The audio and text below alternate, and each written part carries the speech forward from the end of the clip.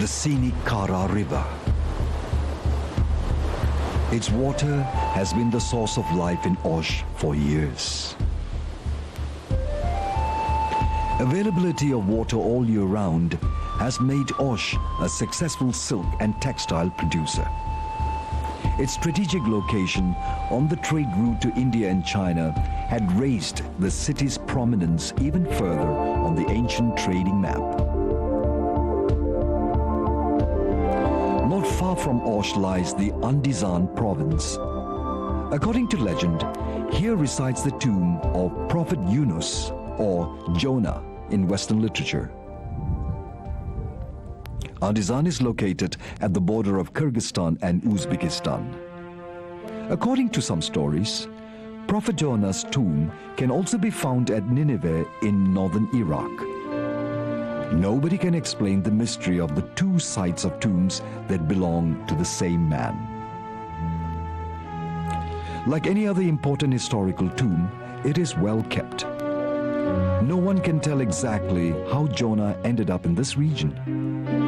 The legend about the connection between the tomb and Prophet Jonah was handed down from generation to generation till today. Prophet Yunus was sent to the people of Nineveh on the right bank of the river Tigris. The people were arrogant and led sinful lives. He eventually became impatient and departed with his people by taking a boat to the sea. Unfortunately, the boat was caught in a storm. The sailors accused him of being responsible for bringing the misfortune and threw Prophet Yunus into the water. When he fell into the water, a great fish swallowed him. In the fish's belly, he realized that he had not done a good job as a prophet.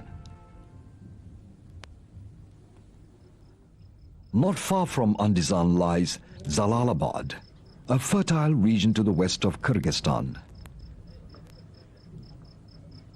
Located here is a spring in which the water is believed to have medicinal values. Legend has it that Prophet Ayub was once cured from a skin disease after drinking from the spring water at this location.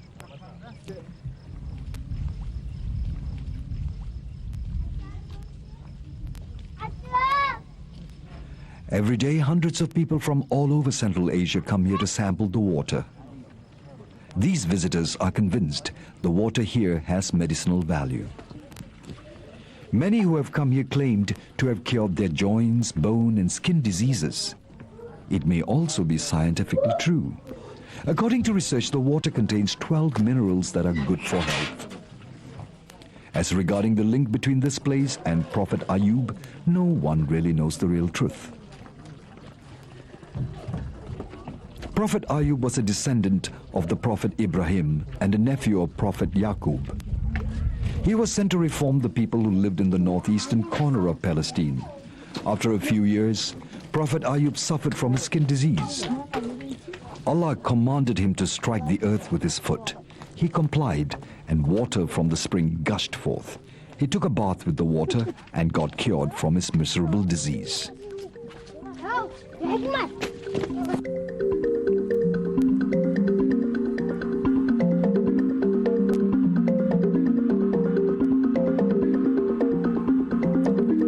Kyrgyzstan and Kazakhstan, two neighboring countries that share almost the same history. Like a total eclipse of the sun, communism had momentarily put Islam to rest in both countries.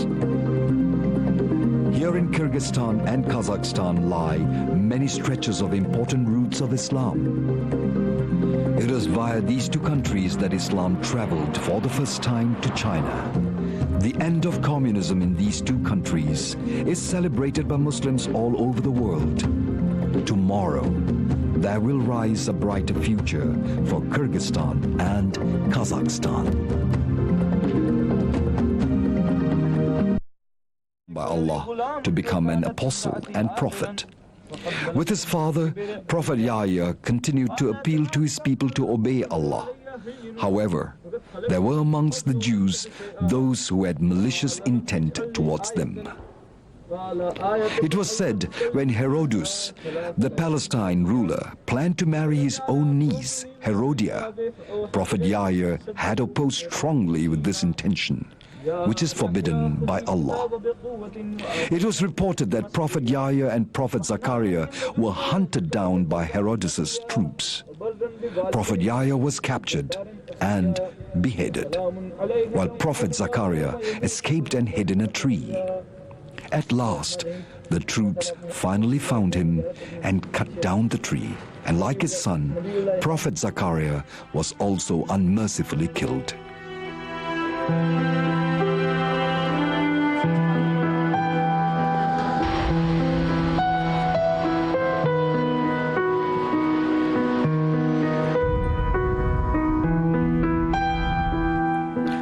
Prophets Yahya and Zakaria were killed for upholding the laws of Allah. As the messengers of Allah, the apostles faced many trials and tribulations.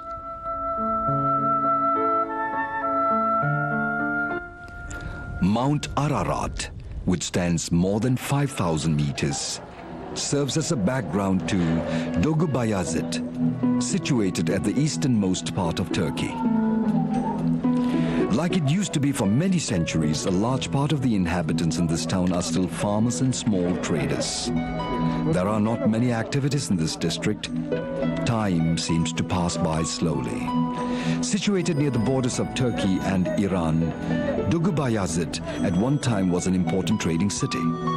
It was also the transit center for the traders who traveled to China and Europe. Though a small town, it was an important connection in the history of the prophets. Here, almost everybody knows the history of Prophet Noah, as it was told by the parents generation after generation. The Holy Quran recounts how water burst out of the earth and torrential rain poured down from the sky on Allah's command. Soon, a great flood followed.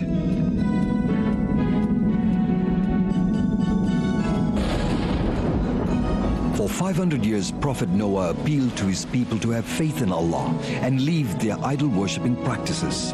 But they were stubborn. Only 80 people responded to his appeal. He prayed so that misfortune would befall the infidels. Allah granted his prophet's request and commanded Prophet Noah and his followers to build an ark. Only Prophet Noah's followers and all animals in pairs, male and female, were allowed into the ark. When the great flood drowned the non-believers, Allah commanded the rain to stop. The flood then dried. According to history, the ark came to rest on the Mount of Ararat after it was blown by a storm and huge wave for 150 days.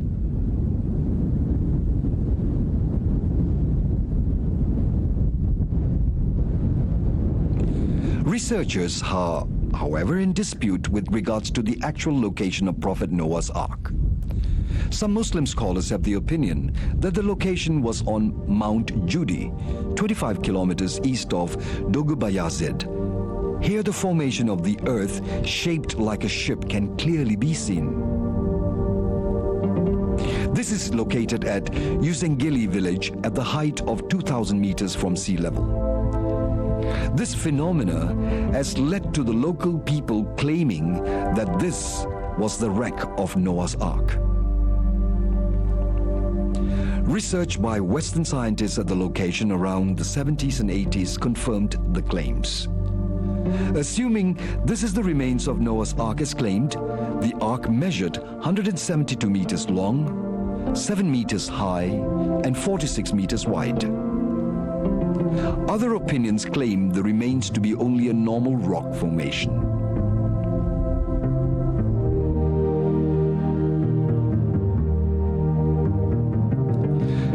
The Holy Quran does not describe in detail the actual size of the ark built by Prophet Noah, nor the number of humans and animals that harbored in it. It does not also state the time of the incident. The Holy Quran, however, mentions that the wife and son of Prophet Noah were not among the passengers, as they were not among the believers. The event was recounted in the Holy Quran as a warning and lesson to Prophet Muhammad's followers so as not to repeat the mistakes done by Noah's people.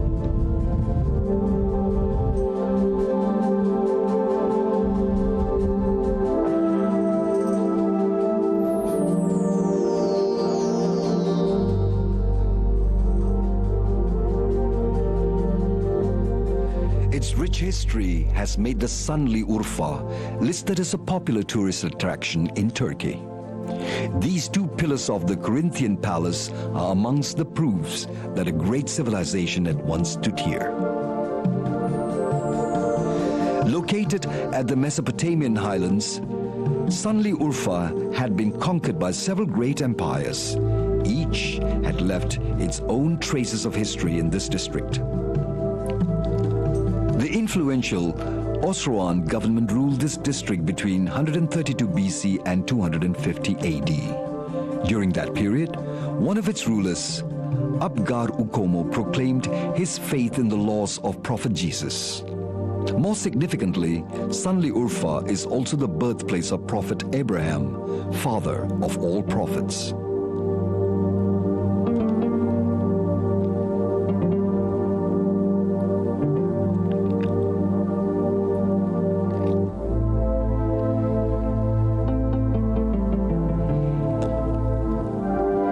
It is said that in this Maulidi Halil Mosque lies the cave where Prophet Abraham was born. Prophet Abraham was the 10th descendant of Prophet Noah. It was narrated that the mother of Prophet Abraham chose to give birth to him secretly in a cave as she feared for her baby's safety. King Namrud, or Nimrod in Western literature, at that time had issued a decree to slay all male babies that were born. King Namrud had a dream that one day a baby boy would be born and in time will bring a faith that would challenge him. As a preventive measure, Namrud commanded all men not to touch their wives, whilst those who were already pregnant would be locked up until birth time. If a male baby was born, he would be killed. Prophet Abraham was said to have lived in this cave from birth till he was 7 years old. The source of natural water in the cave made it a perfect shelter. Today, Prophet Abraham is not only respected by Muslims, but also by Jews and Christians alike. He was one of the Ulul Azmi, or the resolute apostle, who faced great challenges in preaching. He never prayed for ill fortune to befall his people who denied the existence of Allah. The visitors here who are trying to get a glimpse of the past history value firmly the struggles of Prophet Abraham, which was full of challenges and hardships. Most of them quenched their thirst with the water that was said to be of the same source from which the baby prophet Abraham drank while seeking refuge in this cave. His own father, Azar, was an idol sculptor. He refused to submit to Allah and in fact ridiculed and drove out Prophet Abraham. He was never discouraged in appealing to his people to abandon idol worshipping. In fact, he was willing to face King Namrud, who had arrogantly rejected his preaching. On the Halilur Rahman Mosque's grounds, standing proudly are two Corinthian pillars, reinforcing Sanli Urfa's long history. The Halilur Rahman and Ain Zeliha ponds attract more visitors with their own story. It is in this area that Namrud was believed to force his people to stack up wood and build a fire to burn Prophet Abraham alive. According to folklore, with Allah's will, the fire turned into water and the logs changed into a school of fish. The Holy Quran stated that when Prophet Abraham was thrown into the burning fire, it suddenly became cool. With Allah's command, the fire did not in the slightest hurt him. And this shocked Namrud and his people. This extraordinary event of help from Allah is called a miracle, as testimony to the purity of the faith brought by his messenger.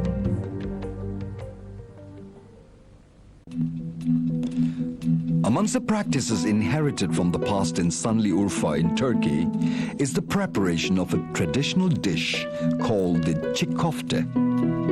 The main ingredient is meat, mixed together with coriander, onion leaves, onions, tomatoes, chilies, sesame seed, spices, and ice. Çiğ köfte is famous in this area and became a special dish in hotels and restaurants. Sesame seed, black pepper, and onions are then mixed with the ground meat. The distinction of this dish is the method of preparation, which does not use heat to cook. It uses ice instead. This unique method of cooking has its own history. It was said this method was invented when there was no source of heat in this area for 7 years. It happened right after Namrud's attempted burning of Prophet Abraham.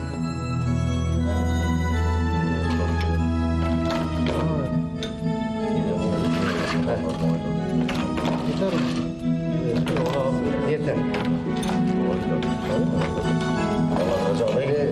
Biz şey yapıyor. Önce etten şey yoğurup salçayı. Chef Adil Tuar says the skill to prepare this dish was passed down generation to generation. The Şanlıurfa inhabitants had to make efforts in finding ways to prepare food without the need to cook. The ground meat is kneaded with a mixture of hot spice, chilies, and black pepper. This way, the heat from the spices will slowly cook the meat. To lessen the stinging feel on the palm, ice cubes have to be used. The onion leaves are then added for the extra taste. This is probably the only traditional dish in the world to be cooked using this method.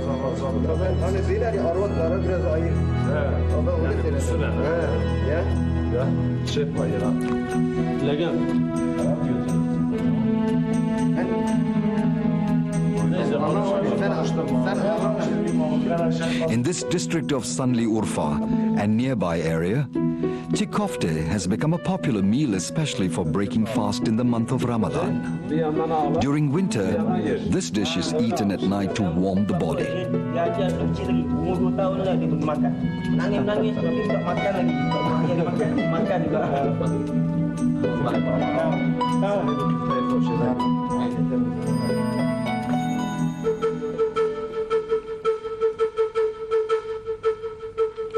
After the attempts by Namrud to burn alive the prophet, Abraham left Şanlıurfa and headed to Palestine. The idol-worshipping tradition continued. The existence of idols at the top of Namrud Dağ, or Mount Namrud, 95 kilometers northeast of Adıyaman, is proof of this tradition. Located 200 meters above sea level, this ancient temple is recognized by UNESCO as a World Heritage. According to myth, this is where the goddess of Komagene and their kings were buried. Statues and monoliths can be found lying broken or cracked on the east and west terraces of the temple. The emperor of the Komagene Empire, Antiochus I, built this temple for worshipping purposes around the 1st century BC. The statues of Apollo, Zeus, Hercules, Tyche, and Antiochus are of the heights between 8 and 10 meters, with the heads separated from the bodies because of an earthquake. This is the face of Antiochus I, the founder of the temple. He claimed to be a descendant of both Darius I and Alexander the Great. On the walls of the temple are engraved inscriptions in Hellenic and Persian portraying the laws, religions, and biographies of the Komagene emperors. Like Namrud, Antiochus also claimed himself to be God. The statue of himself was built larger than the other Komagene gods like Zeus and Apollo. The local legend mentions that once upon a time, Namrud climbed this mountain and shouted at the sky, "Is there any god greater than I am?" And raged with Namrud's arrogance, God showered Namrud with rocks. And this pile of rocks that shaped the peak of Namrud Dağ is 50 meters high. Its diameter is 150 meters. Self-conceit and ignorance will often lead men astray. Hence, the presence of an apostle would awaken men that omnipotence belongs only to Allah.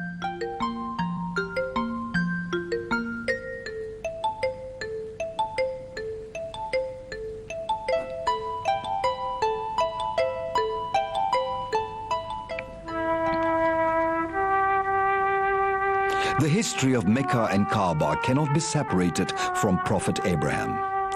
A pilgrimage destination for millions of people since centuries ago, this is where Prophet Abraham left his legacy that became the practice of his followers until today. The history of Mecca began after Allah commanded Prophet Abraham to bring his wife Hajar and his son Ismail to this valley. Mecca, which was a dry, empty land and uninhabited, changed after the presence of Hajar and Ismail. Allah had bestowed on them the Zamzam spring water. The event of Hajar running to and fro at the Safa and Marwa are remembered by Muslims while they perform the Hajj. With the availability of a water source, Mecca then became the stopping place for the caravans. Mecca continued to flourish after Prophet Abraham built the Kaaba with his son Ismail.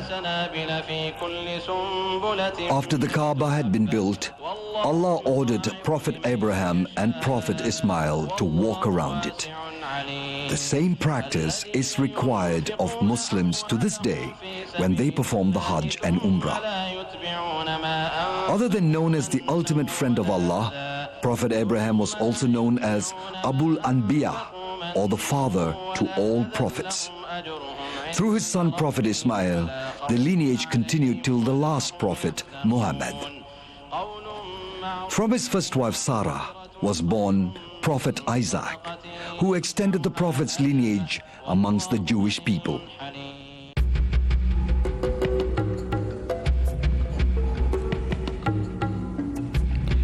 The Israelites are closely connected to Prophet Moses.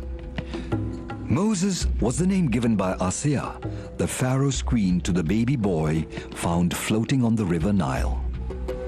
The Holy Quran accounted in length about Prophet Moses and the Pharaoh. When the Pharaoh had dreamt that the birth of a male baby would threaten his power, he then ordered that every baby boy born to be killed. When the Pharaoh implemented this decree to ensure that his nightmare would not come true, Prophet Moses' mother, Jochebed, received a revelation through her dream to float her son on this river. With Allah's will, the cradle drifted to a riverbank by the palace. Asiya, the Pharaoh's queen, found the baby and decided to care and adopt him.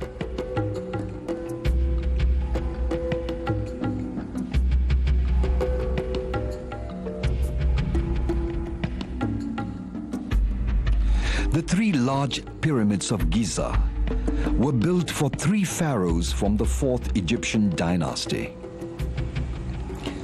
The Khufu pyramid was built for Cheops, Khafre for Chephren, and Menkaure for Mycerinus. To the ancient Egyptian rulers, the pyramid was not just a tomb, but also a symbol of greatness, the continuation of the pharaoh's powers even after death.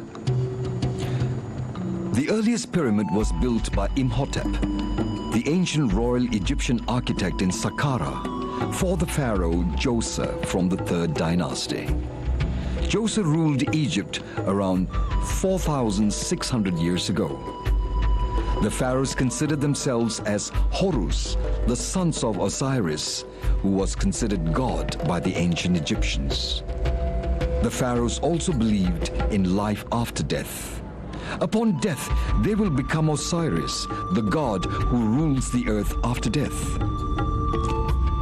According to historians, Prophet Moses lived in the same period as Ramses II and Meremta from the 19th dynasty. Although he was brought up in the palace, Moses realized he was not the Pharaoh's son, but a descendant of the oppressed Israelites. At 18, he left Egypt. After living in Madian in the Sinai Peninsula for 10 years, Moses returned to Egypt with a new responsibility as Allah's messenger. At that time, Ramses II had died and was replaced by Merem-Ptah. The Ramses II Museum in Memphis contains some of the ancient pharaoh's remains, including his statue still at the same place for thousands of years. The statue is 18 meters long, weighing 120 tons. It depicts the greatness of Ramses II, regarded as a famous development planner of his era. He was also known as the Great Ramses and King of all kings. During his reign of 67 years, ancient Egypt was at the peak of its glorious power. Its influence reached Sudan in the south and Syria in the north.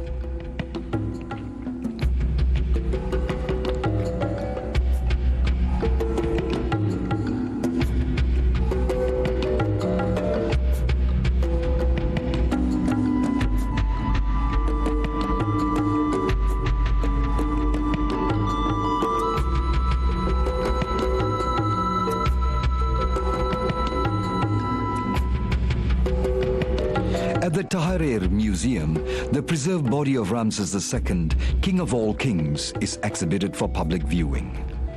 His son, Merem-Ptah, who replaced him as the pharaoh around 1213 to 1204 BC, was as arrogant as his father.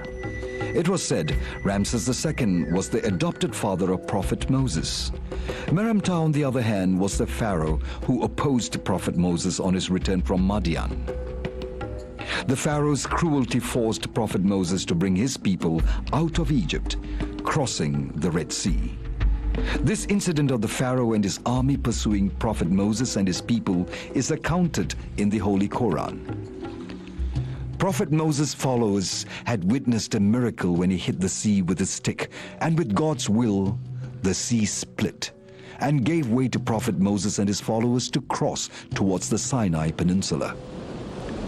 With Allah's command, the split sea joined back, drowning the pharaoh with his army, while Prophet Moses and his followers managed to cross the sea safely.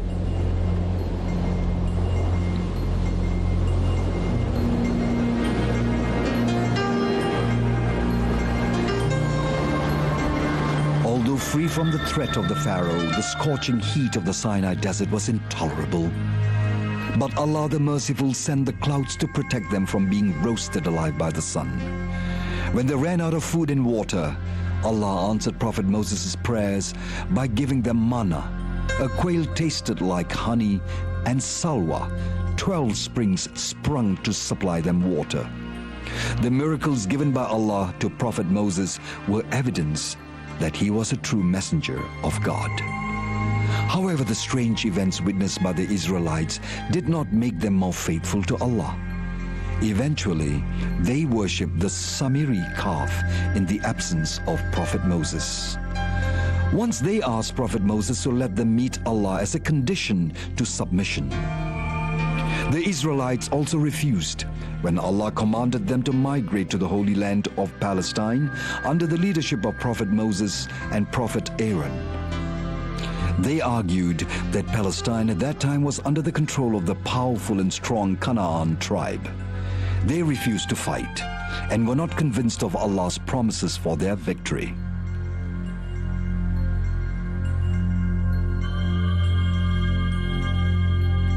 Their refusal to obey commands disappointed Prophet Moses and his brother Aaron. Prophet Moses finally prayed to isolate his unfaithful people from both of them. As punishment, the Israelites were led astray in the Sinai desert for 40 years.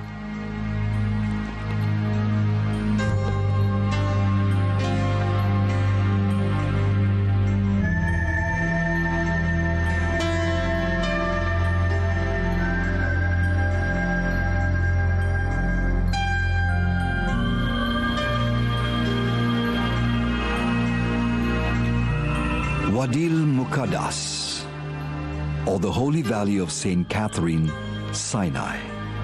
It is believed that Prophet Moses received his first revelation here.